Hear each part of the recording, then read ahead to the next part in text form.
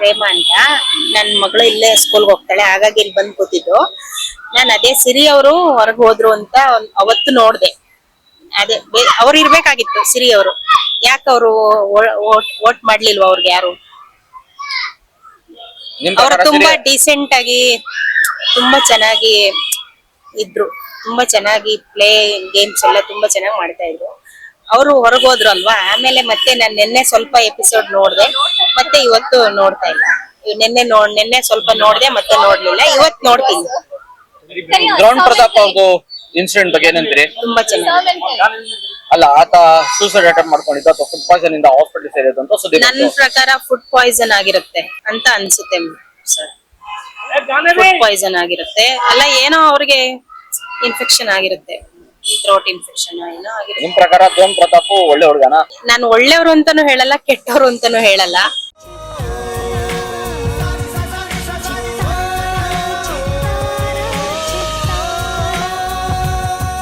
ಕನ್ನಡಿಗರ ಮನೆ ಮಾತಾಗಿರುವ ಸಿನಿ ಪತ್ರಿಕೆ ಚಿತ್ತಾರ, ಕರ್ನಾಟಕದ number 1 readers choice entertainment magazine.